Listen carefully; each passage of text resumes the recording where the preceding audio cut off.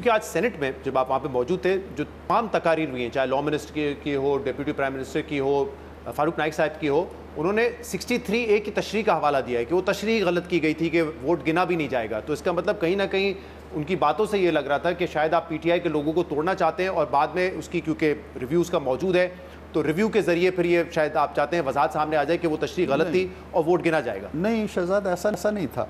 मैं मौजूद था वहाँ पे, वहाँ डिस्प्यूट ये चल पड़ा था और मेरा ख्याल है ये इशू शिबली फराज साहब की तरफ से उठा था। उसकी वजाहत डार साहब ने की, फिर फारूक नाइक ने भी की और हमारे जो लॉ मिनिस्टर हैं आज़म नज़ीर तार साहब, उन्होंने भी की। मसला ये था कि वो जो आइन हमारा कहता है 63(1) ये कहता है कि अगर आप वोट नहीं देंगे, मैं बिल्कुल सादा सी ज़ुबान में कहता हूँ, तो आप मेंबर नहीं रहेंगे, डी-सीट हो जाएंगे। कोर्ट ने ये किया, बंदयाल साहब ने अपने जो 2 मुसल्लस एक बैठती थी 3 जजों की, उस तिकोन ने ये फैसला किया कि न सिर्फ वो डी-सीट हो जाएगा, उसका वोट भी नहीं गिना जाएगा। लॉ मेकर्स ने, आइन साजों ने ये नहीं लिखा था। उन्हें उस वक्त ज़रूरत थी कि एक हुकूमत ख़त्म करनी है, हमने हमज़ा की, और एक हुकूमत लानी है। वो इस तशरीह के बगैर हो नहीं सकती थी।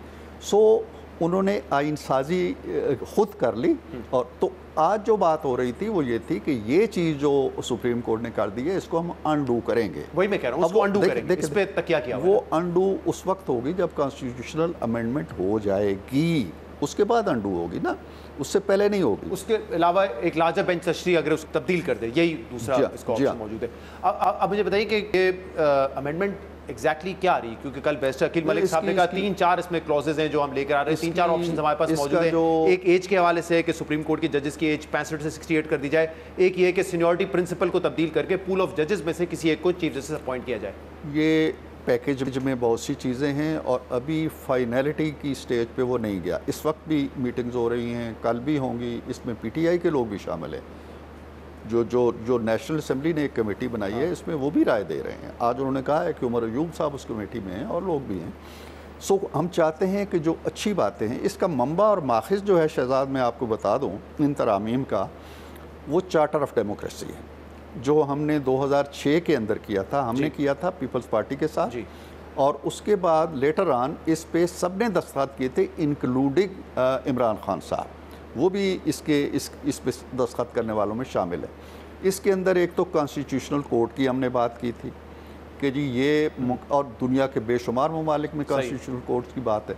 हमने ऐसी इस्लाहात की, अदालती इस्लाहात की बात की थी कि आम आदमी को इंसाफ मिले और जल्द मिले। अब सूरत हाल जो है वो आपके सामने है।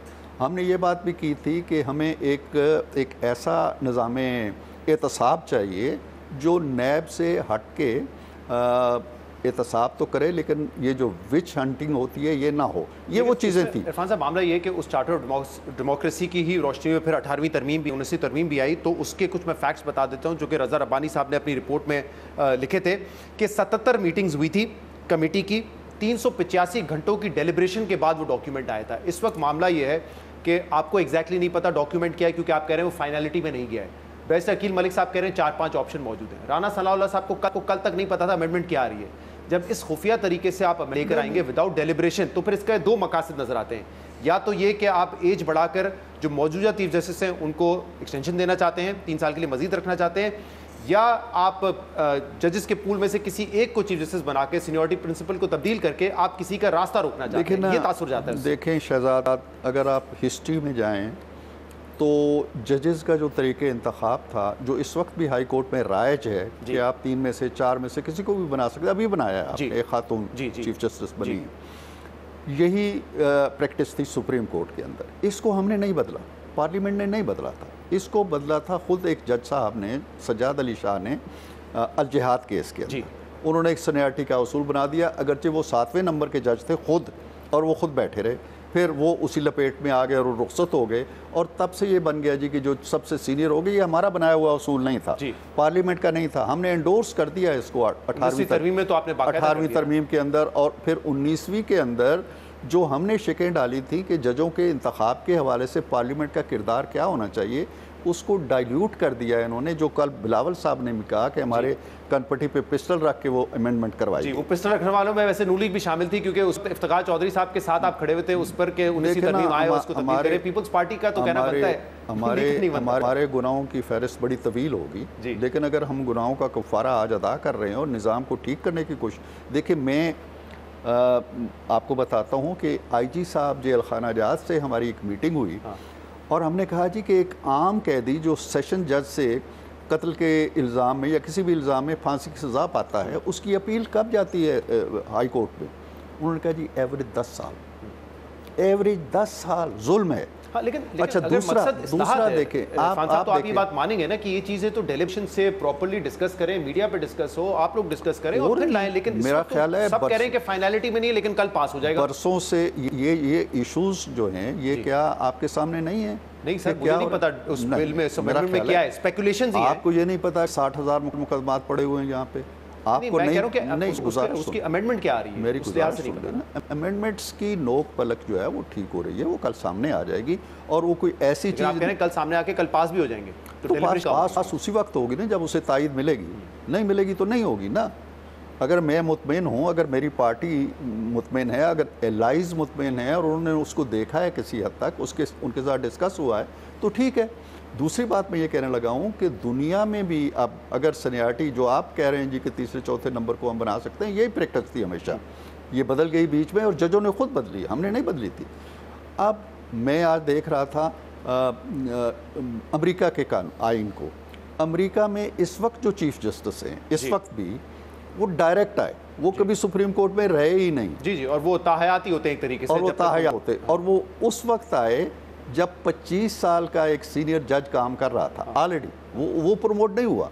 इसी तरह आप भारत में चलें, भारत में ये प्रैक्टिस है कि सीनियर मोस्ट जज आता है जी, बट आइन के अंदर ये शिक। इरफान साहब, ये तो मसला है कि देखें हमने भी सीनियर मोस्ट का इसीलिए प्रिंसिपल अडॉप्ट किया था क्योंकि वरना पिक एंड चूज में इंडिपेंडेंस ऑफ जुडिशरी जो है वो कॉम्प्रोमाइज होने का खतरा था। जैसे कि मोहतरमा बेनज़ीर भुट्टो ने जब सज्जाद अली शाह को अपॉइंट किया और सुपरसीड किया उन्होंने बाकी जजेस को, तो यही कंट्रोवर्सी हुई ना कि क्योंकि आपके फेवरेट एस थी आप इनको लगा रहे हैं, तो वही एक थॉट प्रोसेस था जिसके बाद हमने तरमीम करके ये कहा कि इस कंट्रोवर्सी से दूर रहें। हम सीनियर मोस्ट को पता होगा कि वो उसने बनना है चीफ जस्टिस, तो क्या मसला है? आप देखेंगे वो जो मिसाल आप दे रहे हैं ना, वो चीफ एग्जीक्यूटिव की सवाबदीद की मिसाल आप दे रहे हैं, ठीक है। अब सवाबदीद खत्म कर, तो अब मैकेनिज्म इसका जो भी होगा सवाबदीद नहीं होगी। नहीं, ये इंपॉर्टेंट बात कर रहे हैं आप। सवाबदीद किसी की नहीं होगी, किसी फर्द की नहीं होगी, ना प्रेसिडेंट की होगी ना चीफ एग्जीक्यूटिव की होगी। एक मैकेनिज्म होगा, एक सिस्टम होगा जिसमें अपोजिशन भी होगी। उस सिस्टम, यस, अपोजिशन भी होगी और उस सिस्टम के तहत चीफ जस्टिस का इंतखाब। ये अगर हम इस पे आते हैं कि 3-4 में से लेना है, अगर सीनियरिटी के, मैं अगेन इस तासुर पूछूंगा, इस तासुर को आप कैसे जाहिर करेंगे, क्योंकि this will not only make you controversial but जजेस को भी कंट्रोवर्शियल आप कर देंगे कि इस वक्त आपका मकसद ये है कि या तो जो चीफ हैं वो एग्जिस्टिंग चीफ जस्टिस हैं वो बरकरार रहें मज़ीद 3 साल, या किसी का रास्ता रोकना चाह रहे हैं। ये परसेप्शन तो बड़ा स्ट्रॉन्ग है, ये तो आपके खिलाफ जाता है सारा। नहीं, परसेप्शन तो जो भी आप लोग बनाना चाहेंगे बन जाएगा, लेकिन मैं ये कहता हूँ कि ये इसका इतलाक़ किसी मौजूदा जज के लिए नहीं है, किसी आने वाले जज के लिए नहीं है। ये एक उसूल हम वज़ा करेंगे और इंशाल्लाह ये चलेगा, बरसों तक चलेगा। इसलिए कि जब आप नेक नियति से, दुनिया भर में ये है, आपको पता नहीं है कि अमेरिकी जज आता है तो वो सेनेट कितने दिन ग्रिल करती है उसको, और ग्रिल करने के बाद उसे कहती है जी हाँ हमने ओके कर दिया। तो हमें ऐसा करना पड़ेगा। हमारे यहाँ मैं एक तल्ख बात कहने वाला हूँ, हमारी अदालतों से ऐसे फैसले आए हैं, ऐसे फैसले आए हैं, हम आम तौर पे कहते हैं जी कि मार्शल लॉ ने हमें यहाँ तक पहुँचा दिया। मार्शल लॉ का रोल है, लेकिन मार्शल लॉ से 10 गुना ज़्यादा रोल है अदालती फ़ैसलों का, जिन्होंने हमें इस अंजाम तक लेके आए। इनकी इस्लाहात हम इसलिए करेंगे कि ये फ़ैसला देते वक्त पार्टीजन ना हों, ना करें कि जी कि ये मैं किसी को गुड टू सी यू कहना है और किसी को गॉडफादर कहना है। बहरहाल पार्टीजन का इल्जाम तो अभी लग रहा है, तहरीक इंसाफ तो यही कह रही है कि आप, इमरान खान ने भी कहा है, तहरीक इंसाफ के बैरिस्टर गौहर ने कहा है, मैंने खुद रिक्वेस्ट की है चीफ जस्टिस से कि आप ना लें ये एज वाली एक्सटेंशन भी। कौन सी एक्सटेंशन? अगर 65 से 68 एज हो जाती है तो गौहर साहब ने कल कहा है, चेयरमैन पीटीआई ने, कि हमने उनसे कहा है कि आप ना एक्सेप्ट करें इसको। उनका जो एक्सटेंशन के हवाले से उसूल और नज़रिया और तसव्वुरात हैं वो तो ये हैं कि जी अगर मेरा काम कर दो तो तुम ताहयात चीफ ऑफ आर्मी स्टाफ बने रहो। उनका एक नज़रिया ये भी है ना, तो उनके तसव्वुरात से हमें ना उलझाया। बहुत बहुत